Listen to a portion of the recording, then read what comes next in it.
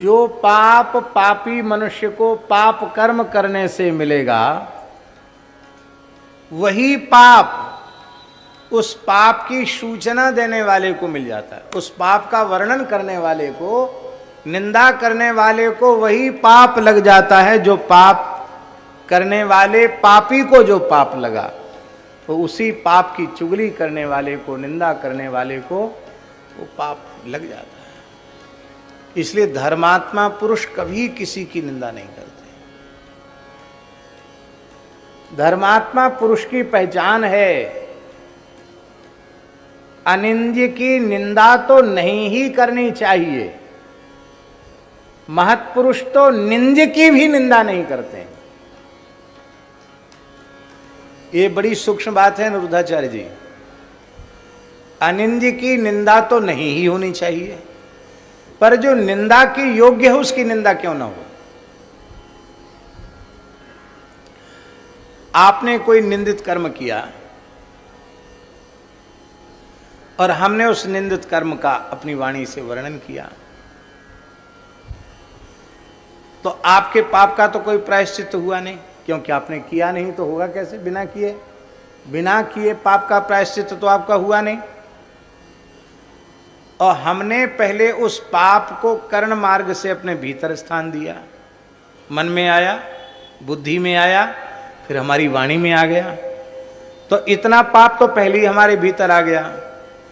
फिर जो पाप, महाराज जी, फिर जो पाप एक बार मन में आया है, बुद्धि में आया है, वाणी में आया है, वह दिन दूर नहीं कि वह पाप तुम्हारे व्यवहार में भी आ जाएगा। जो मन वाणी में आया है वो क्रिया में भी आएगा ही।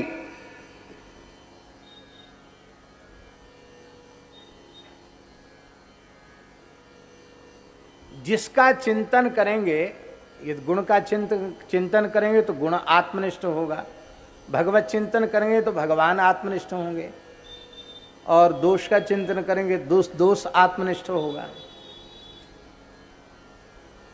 और ये बात बिल्कुल पक्की है। पाप करने वाले पापी को जो पाप लगता है वही पाप उस पाप की चुगली करने वाले को लगे, वही पाप।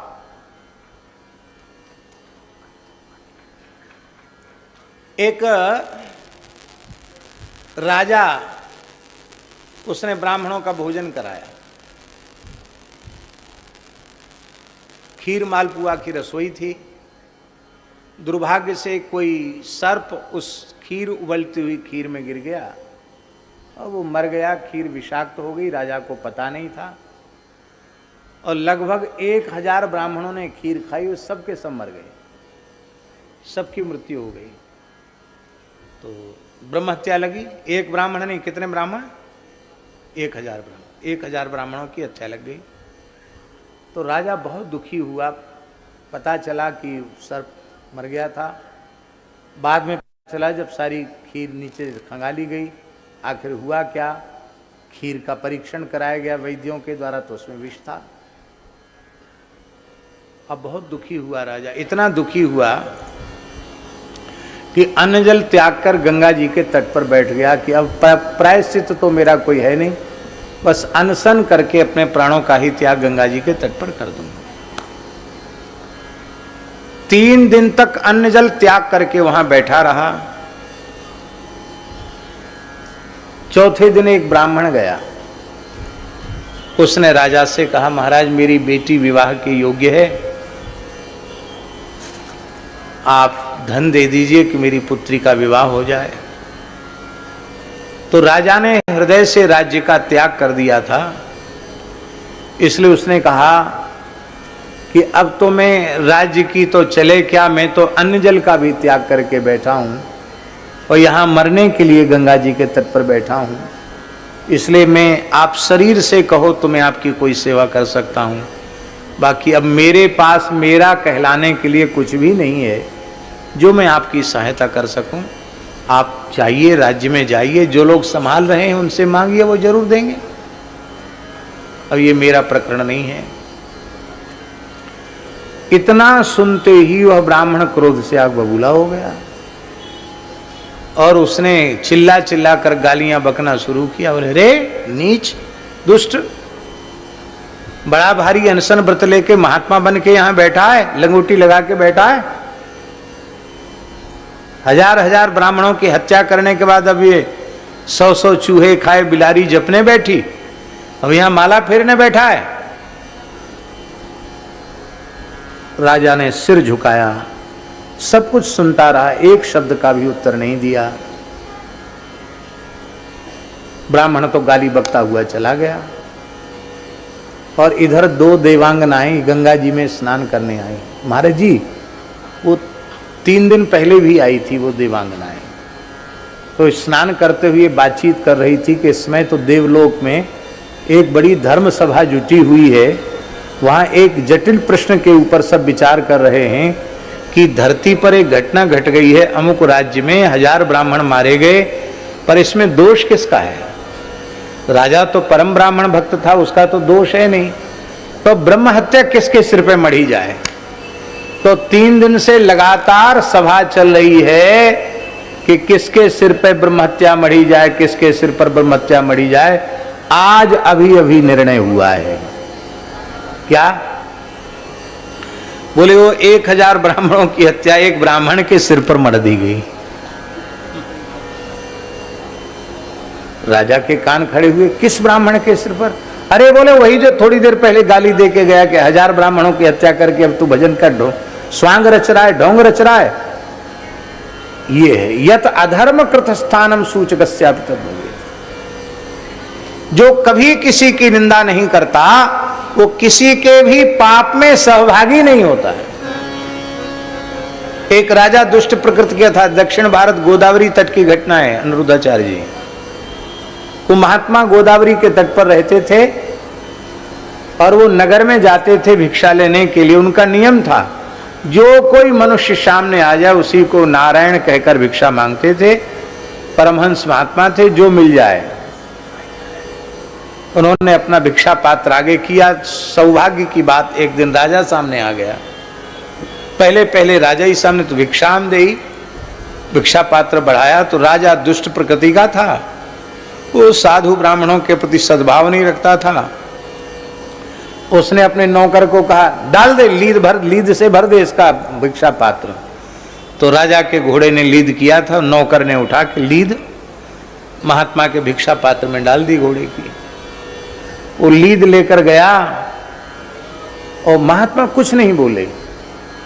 एक ही दिन भिक्षा लेंगे और एक ही व्यक्ति से लेंगे, द्वारा लेना नहीं, नियम था उनका। अब खाने योग्य चीज न ली जाएगी, अखाद्य थोड़ी लिया जाएगा। तो भिक्षा लेके आए, अपने कुटिया के बाहर पटक दी, गोदावरी के जल में भिक्षा पात्र को धो लिया और केवल जल पी करके भजन करने लगे।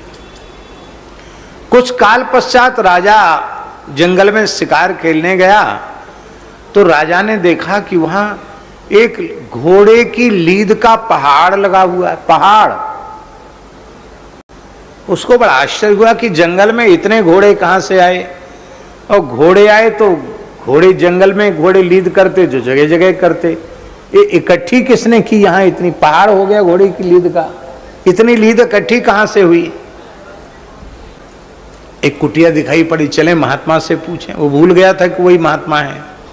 गया, बोले महाराज आपके पास घोड़ा तो एक भी नहीं दिखता, न कोई घुड़साल दिखती, इतनी लीद कहां से आई? बोले महाराज आपका ही प्रसाद है, आपका दिया हुआ है ये सब। तूणे नैक शरक करेण दशधा संधान काले शतम चापे भूत सहस्र लक्ष गमने कोटिश्च कोटिर्वधे अंते चार्व निखर्ब बाण निकरई सीतापते क्षोभितम एतद बाण पराक्रमश्च महिमा सतपात्र दानम यथा। जैसे राम जी का बाण बढ़ता है ऐसे ही सतपात्र को दिया हुआ दान बढ़ता है। तो आपने हमको जो दिया था वही बढ़ रहा है। कितना बढ़ेगा महाराज? इतने जल्दी पहाड़ हो गया तो कितना बढ़ेगा? महात्मा हंसते हुए बोले इतना बढ़ेगा कि तेरा सारा राज्य इसी लीद में दबकर समाप्त हो जाएगा। अब तो वो कांप गया। बोले महाराज मैं तो अपराधी तो था, लेकिन अब मेरा मस्तिष्क परिवर्तित हो चुका है। अब मुझे कुछ ऐसा करो कि मैं ये लीद घटे, बढ़े नहीं। तब उस राजा ने महात्मा से दीक्षा ले ली, भजन में लग गया, तो लीद बढ़ना तो बंद हो गई, लेकिन वो घटे नहीं, जितनी की ज्यों की त्यों रही आई, बड़ी पहाड़ के जैसी लीद। तो राजा ने कहा महाराज ये बढ़ तो नहीं रही, ये बात तो अच्छी बात है, पर घट भी नहीं रही, क्या बात है? बोले तुम्हारी निंदा सब लोग करें तो ये घटने लग जाएगी। अब निंदा के योग्य काम करना नहीं हो, निंदा सब लोग करें तो क्या उपाय है? तो राजा ने अपने पुरोहित की विवाह के योग्य पुत्री को अपने महल में अपनी पुत्री के पास रखा और कहा देखो हमारे कुल पुरोहित की बेटी है, अपनी बड़ी बहन मानकर बहुत लाड़ प्यार से रखना, बस कुछ समय तक रनिवास से बाहर नहीं निकलने देना। 2-3 दिन के बाद ब्राह्मण आया, बोला हमारी बेटी, तो नौकर चाकरों ने फटकार के भगा दिया। अब वो ब्राह्मण बड़ा दुखी हुआ, पूरे नगर में हल्ला मच गया कि राजा तो धर्मात्मा का स्वांग रचता था, पर राजा की बुद्धि तो पहले जैसी ही है। बताओ, पुरोहित की युवा कन्या को अपने महल में रख लिया। ऐसी बातें जल्दी फैलती हैं और निंदा होने लगी तो लीद घटने लगी। घटते घटते बिल्कुल घट गई, पर एक तसला लीद बच गई। तो राजा रोज जाकर जंगल में लीद देखता था। उसने कहा एक तसला कैसे बच गई? महात्मा से पूछा गुरुजी एक तसला कैसे बची है? बोले आपके नगर में एक बुढ़िया रहती, वो कभी किसी की निंदा नहीं करती, इसलिए उसने तुम्हारे पाप में हिस्सा नहीं बटाया। वो भी यदि निंदा करे तो ये लीद खत्म हो जाएगी, नहीं तो ये लीद तो तुमको फिर दूसरा जन्म लेकर खानी पड़ेगी। लीद वाला कीड़ा बन के खानी पड़ेगी इसको, गुबरीला कीड़ा कहते हैं उसको। राजा ने कहा निंदा करवाना तो बहुत सरल बाएं हाथ का खेल है। तो राजा अपना वेश बदल करके बुढ़िया के पास गया। बुढ़िया भाड़ झोंकने का काम करती थी, भाड़ भूंजने का काम। तो बुढ़िया जो है अपने चना वना सब अमनिया कर रही थी। तब तक राजा रात्रि में छद्म वेश में पहुंचा, छिपे हुए वेश में पहुंचा। पहुंच करके बोला कि माताजी मैं कुछ आपकी सहायता करूं, सेवा करूं? नहीं नहीं नहीं, मैं अपना काम में किसी को सहभागी नहीं बनाती हूँ, अपना काम अपने हाथ करती हूँ, मैं किसी का सहयोग सहायता नहीं, मैं गरीब नहीं हूँ, अपने ढंग से अपना उतना ही गुजारा कर लेती हूँ जितने में हमारा गुजारा हो जाए। नहीं नहीं माता, नहीं नहीं बिल्कुल छो मत मेरा सामान। तो वो बैठकर बोला कि माताजी आप तो अपने काम में व्यस्त हैं, आपको पता नहीं कि नगर में क्या हो रहा है, यहाँ का खबरदार आगे नहीं बोलना। वो एक तसला लीद तो तुझे खानी ही पड़ेगी, मैं तेरे पाप में सहभागी बनने वाली नहीं हूं। राजा ने बुढ़िया के चरण पकड़ लिए, बोले बिना कहे तुम्हें कैसे पता चला कि तसला भर लीद एक बाकी है तुम्हारे हिस्से की, कैसे पता चला? उसने कहा मैं किसी की भी निंदा नहीं करती, अनिंद्य की निंदा तो नहीं ही करती हूं, निंदा के योग्य व्यक्ति की भी निंदा नहीं करती। यही कारण है कि मैं सर्वथा निष्पाप हूं और अनिंदा व्रत के कारण मुझे त्रिकालज्ञता प्राप्त हो चुकी है, परमार्थ परतत्व का बोध हो चुका है, इसलिए मैं तुम्हारे पाप में हिस्सा नहीं बटा सकती, उतनी लीद तो तुमको खानी ही पड़ेगी। इसलिए भैया कभी किसी की निंदा मत करो।